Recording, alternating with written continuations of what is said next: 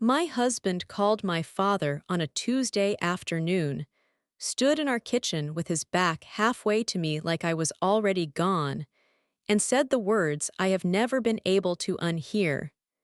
He said, "Come pick up your dead weight, because she is refusing to cooperate, and I am done waiting." I was standing 4 feet away. I heard every syllable. I watched him say it with the particular ease of a man who has decided that a person's feelings are no longer his problem to manage. He hung up and turned around and looked at me the way you look at furniture you have already sold. And I stood there in the kitchen of the house I had helped pay for, in the marriage I had given 8 years to, and I felt something shift inside me that has never shifted back. I am Ella. I had refused to sign the divorce papers not because I was desperate to save the marriage. I had refused because I had just discovered, 4 days earlier, that the divorce my husband Nathan was pushing for had a financial structure built into it that would have left me with almost nothing while he walked away with almost everything. I was not being difficult. I was buying time.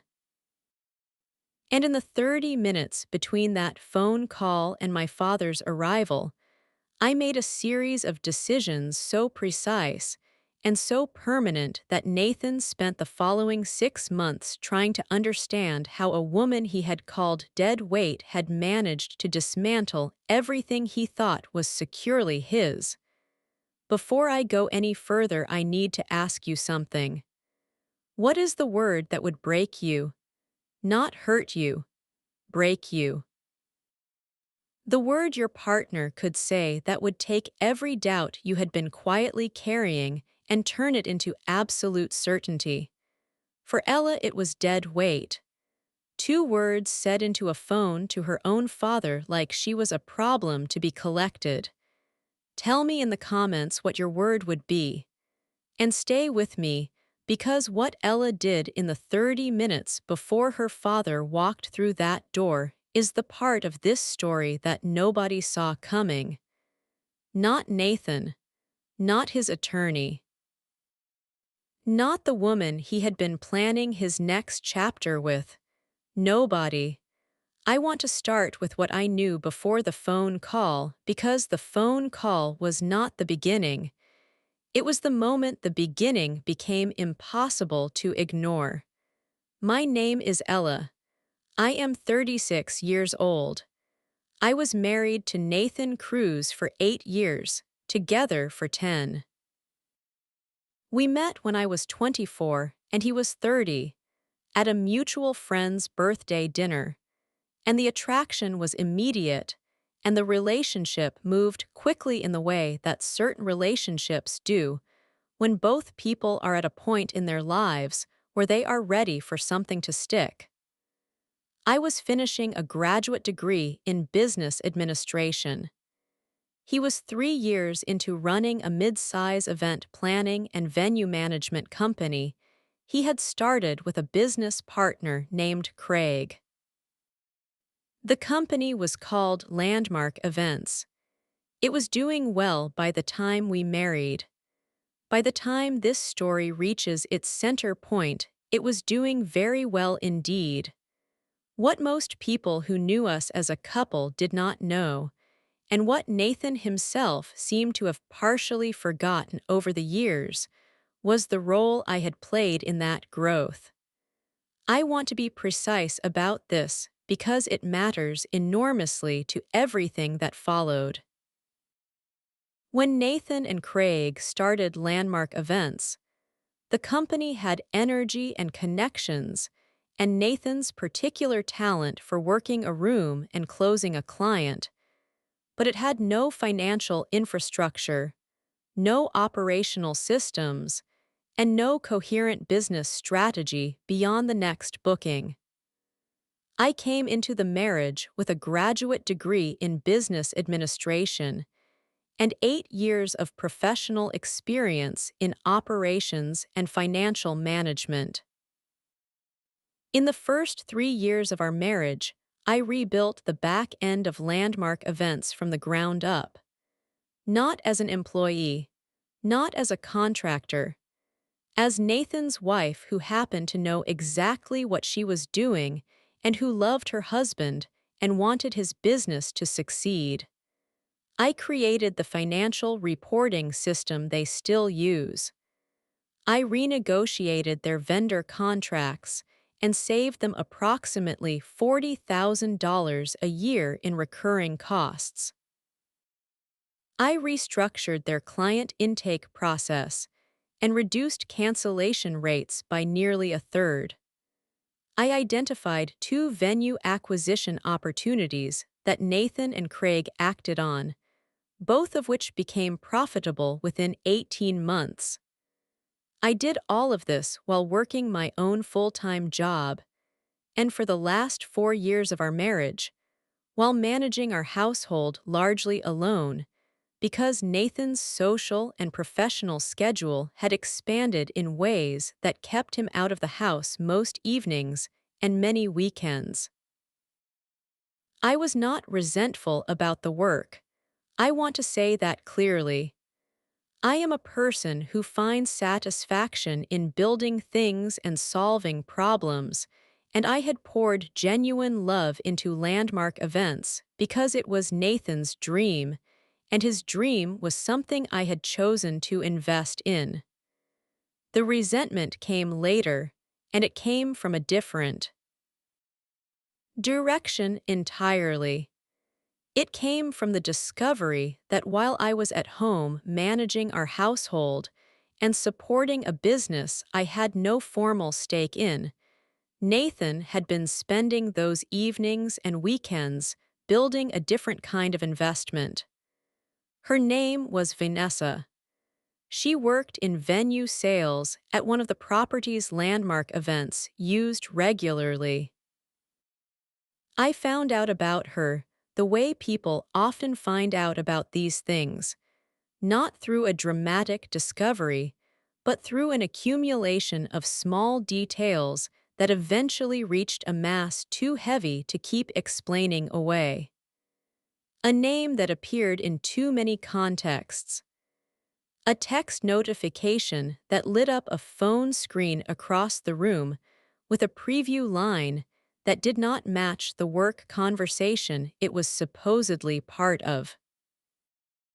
A dinner reservation charge on our joint card at a restaurant I had never been to on a night Nathan had told me he was at a client meeting. I said nothing immediately. I needed to be sure before I did anything. I spent 2 weeks being sure. By the end of those 2 weeks, I had enough that sure was not a question anymore. I confronted Nathan on a Sunday evening. I laid out what I had found, calmly and specifically, without theatrics. He denied it for about 4 minutes and then stopped denying it. He said the marriage had not been working for a long time.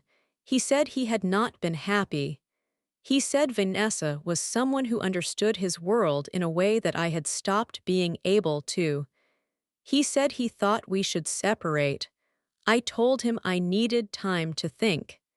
He said he understood. What I did not tell him was that my thinking was not about the marriage.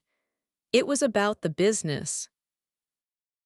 I spent the next 3 weeks very quietly doing something I should probably have done years earlier. I pulled every document related to Landmark Events that I could access.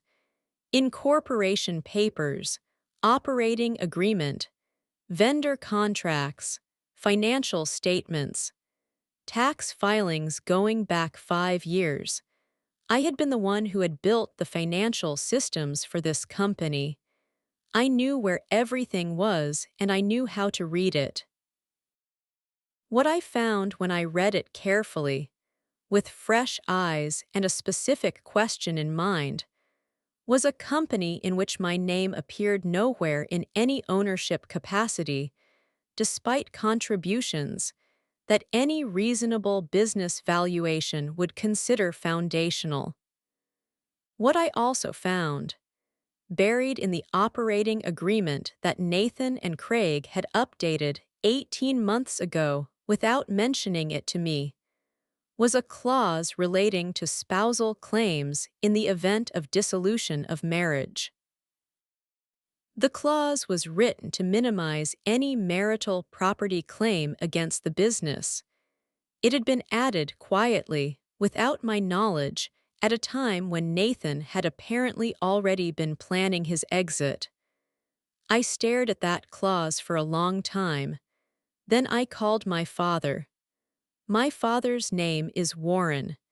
He is 64 years old, and he spent 35 years as a corporate attorney before retiring 4 years ago. He is not a family law attorney, but he knows how to read a document, and he knows how to identify when something in a document is designed to harm someone he loves. I read him the clause over the phone. He was quiet for a moment. Then he said that was interesting. He said it in the tone he uses when something is not interesting at all, but is in fact deeply concerning, and he is choosing his words carefully. He asked me to send him the full operating agreement and the last 3 years of financial statements. I sent them that night. He called me the next morning, and he said he wanted me to speak with a colleague of his named Patricia Wren, who specialized in business and family law intersections. He said this situation had dimensions that went beyond a standard divorce proceeding. He said I should not sign anything until I had spoken with Patricia. I said I had no intention of signing anything. 4 days later, I had my first meeting with Patricia Wren. She was a compact, sharp-eyed woman in her early 60s who had the manner of someone who had seen every variation of this particular kind of situation and had stopped being surprised by any of it. She read the documents my father had sent her, and then she asked me a series of questions about my specific contributions to landmark events. The financial systems, the vendor renegotiations, the operational restructuring, the venue acquisition recommendations. She took notes without any visible reaction to what I was describing. When I finished, she put her pen down and said, "Have you ever heard the term unjust enrichment?" I said I had a general understanding of it. She said my situation presented a potential unjust enrichment claim, meaning that Nathan and Craig had benefited substantially from my unpaid, unacknowledged contributions to their business, and that those contributions had a quantifiable financial value that existed independently of the marriage and separately from any marital property claim. She said the clause in the operating agreement, designed to limit spousal claims, was crafted to address marital property law, but that an unjust enrichment claim operated on different legal ground and the clause did not necessarily foreclose it. She said she needed time to build the picture properly and that I should buy that time by not signing anything. I went home and I did not sign anything. Nathan's patience, which had never been his strongest quality, lasted about 10 more days. Then the divorce papers arrived through his attorney. They were structured exactly as I had feared from my review of the operating agreement. The marital home was addressed. A small savings account was addressed. My own retirement account was addressed. Landmark Events was addressed only in terms of Nathan's ownership stake as a going concern with no reference to any marital contribution to its growth, and with a valuation that, when I compared it to the financial statements I had pulled, was significantly below what the business was actually worth. I did not sign. Nathan called me. He was controlled on that first call, but the control was thin. He said his attorney had told him I had 30 days to respond, and he was asking me to respond promptly and fairly and move forward. I told him I was reviewing the documents with my own attorney and I would respond through appropriate channels. He said he hoped I was not going to make this difficult. I said I hoped the documents were going to be fair. He said they were completely fair. I said I was sure his attorney thought so. He hung up. Over the following 2 weeks, Nathan called 3 more times. Each call was less controlled than the last. He said I was being vindictive. He said I was dragging things out to hurt him. He said every day I delayed cost both of us money in legal fees. I listened to each call with the same level of engagement I would give a weather report and said the same thing each time, which was that I was working through the process with my attorney and I would be in touch. Patricia was building the unjust enrichment case. She had brought in a business valuation expert named Samuel Ackaffer, whose job was to assess the current value of landmark events and then reconstruct, as precisely as possible, the trajectory the business would likely have followed without the specific contributions I had made. The difference between those two numbers was the foundation of the claim.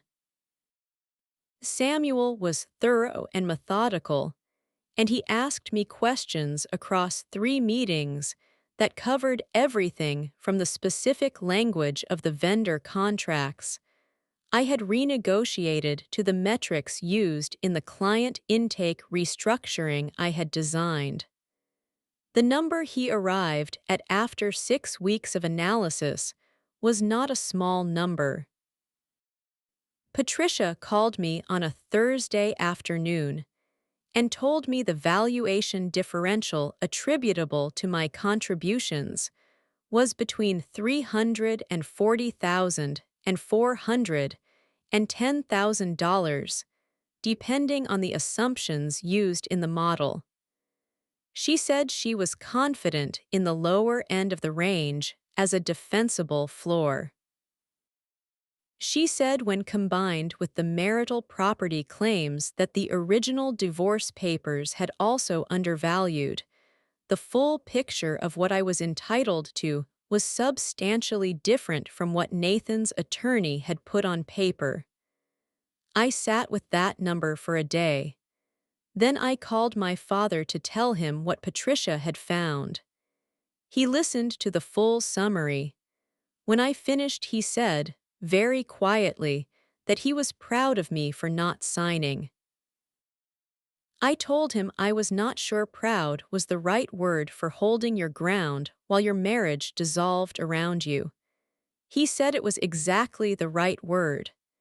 It was 2 days after that call that Nathan made his phone call.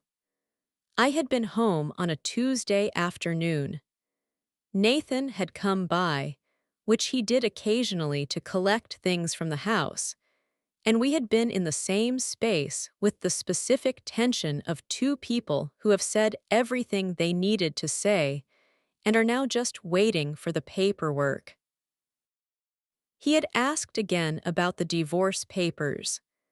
I had told him again that my attorney was still working through the details and I would respond when the details were ready. He had then picked up his phone and called my father. I watched him do it. I watched him pull up my father's number, which he had in his phone because they had known each other for 10 years and had shared dinners and holidays and the ordinary closeness of a family that believed it was a family.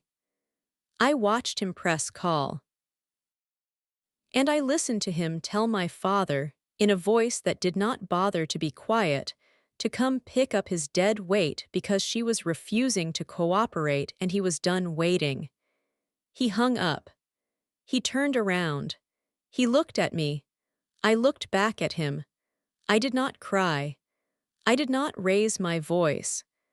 I felt the words land in a place that they are still sitting, honestly, because some things do not leave you cleanly no matter how much you eventually understand about why they were said.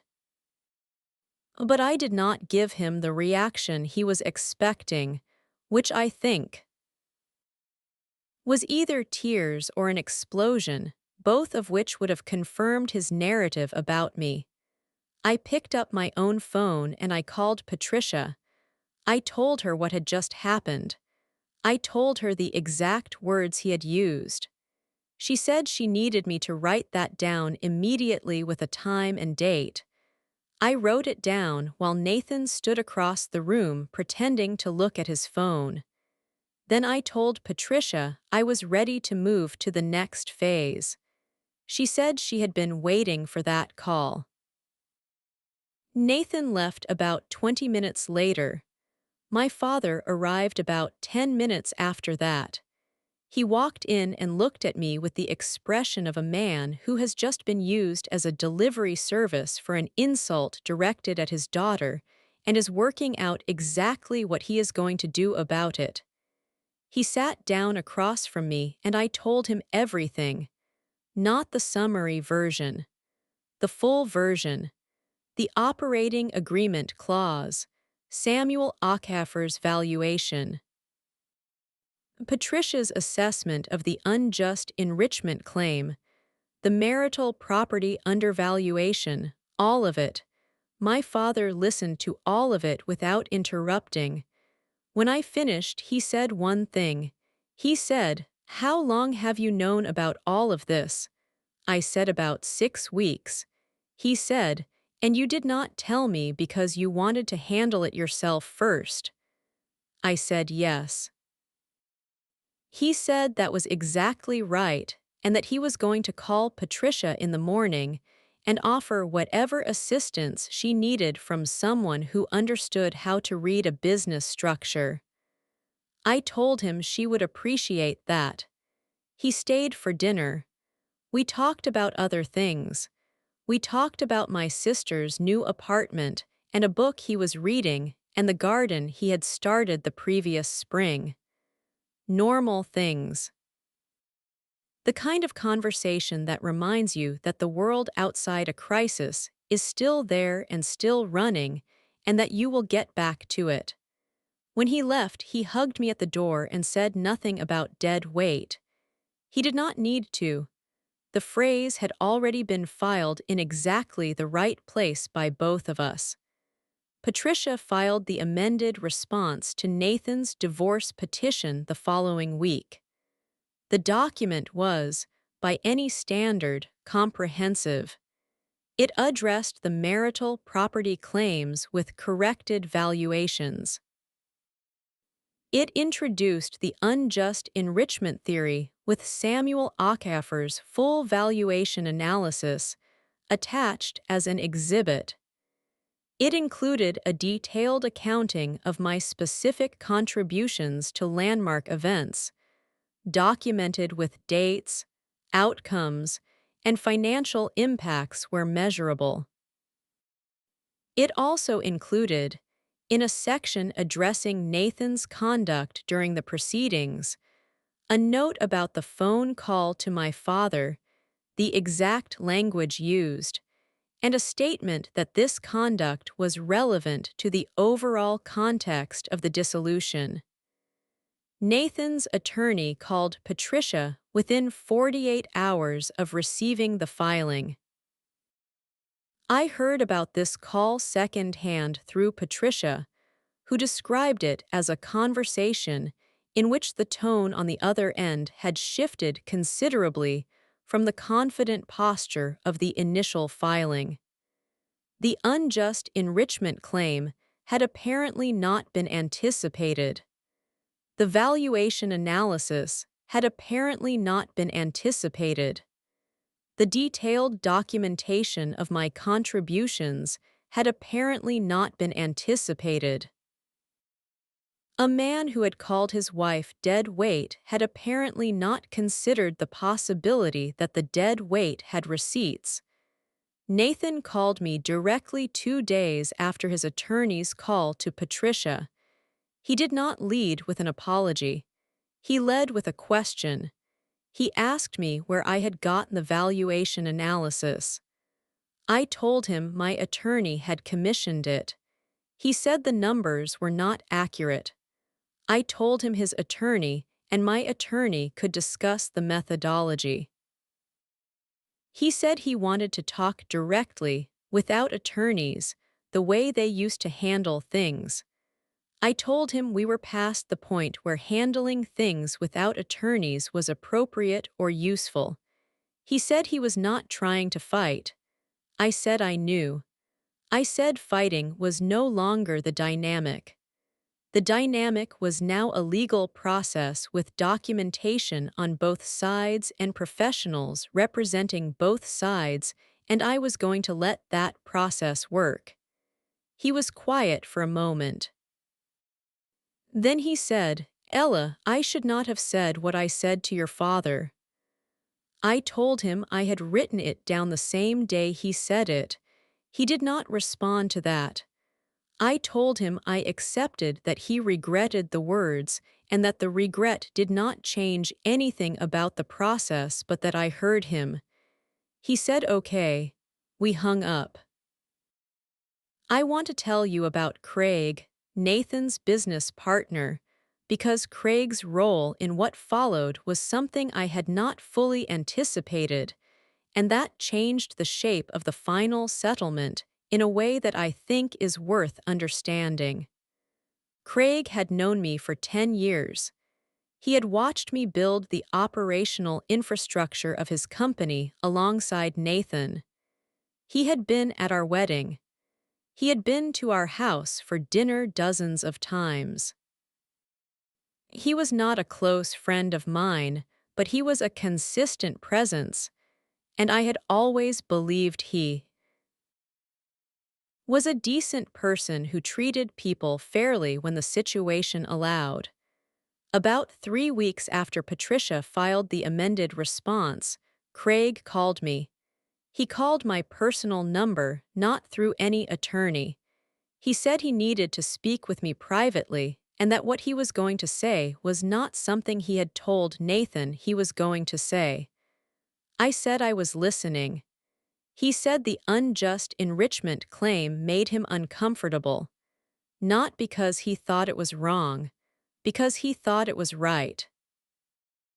He said he had known since the early years of the business exactly what I had contributed, and that he had never been comfortable with the fact that those contributions had never been formally recognized. He said he had raised this with Nathan twice over the years and been told it was a family matter and not a business matter, and he had let it go because the business was growing and conflict felt counterproductive. He said he was not willing to let it go in a court proceeding where the documentation would become public record, and where his own name was attached to a business that had benefited from those contributions. I asked him what he was prepared to do. He said he was prepared to provide a statement, through his own attorney, confirming the nature and scope of my contributions to landmark events from his direct knowledge as a co-founder and operational partner. He said he was prepared to confirm that these contributions had been foundational to specific growth outcomes, and that no compensation or formal recognition had ever been provided. I said I appreciated him calling. He said he owed me that much. I told Patricia about Craig's call that evening. She was quiet for a moment, and then she said that a corroborating statement from the co-founder of the business was significant in a way that could not be overstated. She said it removed the primary counterargument Nathan's side would have made, which was that my contributions were exaggerated or informal or not meaningfully different from the kind of support any spouse might provide. Craig's statement was provided through his attorney 10 days later. It was detailed and specific, and it matched my own account of events at every point where they overlapped. Nathan's attorney requested a settlement conference 2 weeks after Craig's statement arrived. I want to tell you what happened in that settlement conference because it was the moment the full shape of what I had built over the preceding months became visible to everyone in the room at once. The conference was held at Patricia's office. Nathan was there with his attorney, a man named Garrett who had been confident and slightly dismissive at the start of this process, and was neither of those things now. Patricia was there with me, and with Samuel Achafer's valuation summary prepared as a reference document. My father was not in the room, but he was, in a sense, everywhere in it, because the precision and thoroughness of the documentation reflected the standards he had spent 35 years working to. Garrett opened by saying his client was prepared to make a good faith offer that addressed Ella's legitimate concerns. Patricia said she was glad to hear it and asked him to put the offer on the table. The offer was more than the original divorce papers. Significantly more. But it was still below the floor of Samuel Achafer's valuation range. Patricia said she appreciated the movement and that we had a number in mind, and she presented it. Garrett said that number was aggressive. Patricia said the documentation supporting it was comprehensive, and that if the matter went to litigation, the documentation would be entered into the public record in full, including Craig's statement and the accounting of the operating agreement clause that had been inserted without Ella's knowledge 18 months prior. That last point landed in the room differently than anything else that had been said. Nathan, who had been largely quiet across the table, looked at Garrett. Something passed between them that I recognized as the look of two people recalculating in real time. Garrett asked for a recess. They came back 22 minutes later. The settlement they accepted that afternoon was within $4,000 of the number Patricia had presented. The marital property was addressed correctly. The unjust enrichment claim was resolved with a payment that reflected the lower end of Samuel Achafer's range. The house was addressed in terms of equity that reflected its actual current value. My retirement account was protected in full. Nathan signed the final papers 6 weeks later. I want to tell you what happened after the papers were signed because the story does not end at the conference table, and some of what happened after matters as much as anything that came before. Vanessa and Nathan did not last. I did not find this out through any active investigation. It came to me through a mutual acquaintance about 4 months after the divorce was final, mentioned in passing the way these things sometimes are without drama or intention. I noted it and moved on. It was not satisfying in any particular way. It was simply a fact, the way many things about Nathan had turned out to be simply facts once the story he had built around them was removed. Nathan's mother called me about 2 months after the divorce was finalized. Her name is Carol, and she had always been warm to me in a way that was genuine, not performed. She called to say she was sorry for how things had ended and that she hoped I was well and that she would always consider me family regardless of what the paperwork said. I thanked her and I meant it, and I told her I felt the same. She asked if she could still call sometimes. I said yes. We have spoken 4 or 5 times since then. She asks about my work. She tells me about her garden. It is a small and uncomplicated kindness that I have not taken for granted. Craig and I have remained in occasional professional contact.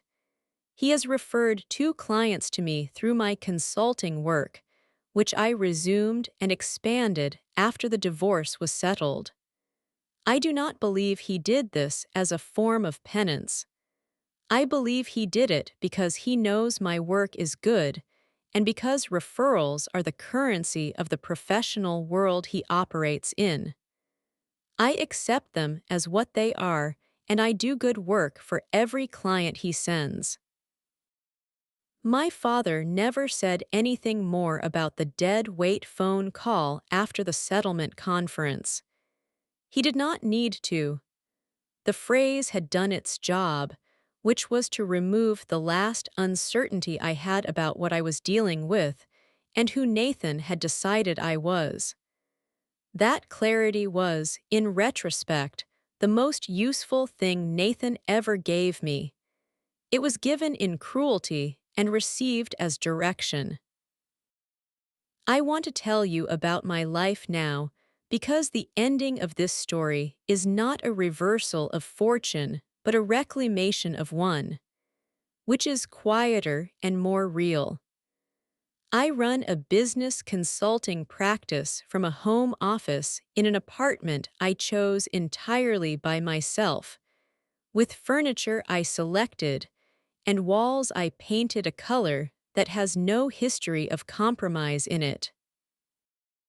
I work with small and mid-size businesses on operational restructuring and financial systems, which is the work I have always been good at, and which I had spent 8 years doing informally for someone else's company, without a title or a stake, or a thank you that lasted beyond the next problem I was needed to solve. I charge well for the work now. I have 4 regular clients and a waiting list. The business valuation skills I developed during the divorce proceedings have turned out to be surprisingly marketable in a consulting context, and Samuel Ackaffer has sent me 2 referrals of his own. I run on Tuesday and Thursday mornings before my first client call. I cook dinners that take as long as I want them to take. I call my father on Sunday evenings and we talk about whatever is real that week. I am in a city I chose to stay in not because of history or inertia, but because I looked at it clearly after everything was settled and decided it was where I wanted to be. I am not over what happened. I want to be honest about that. You do not spend 8 years building a life with someone and walk cleanly away from the rubble of it without carrying some of it with you for a while. The phrase dead weight still lives in me somewhere, not as a wound anymore. More like a scar that has healed to the point where it only pulls when the weather changes. But here is what I know now that I did not know when I was standing in that kitchen. Dead weight is what you call something when you have decided its value is 0.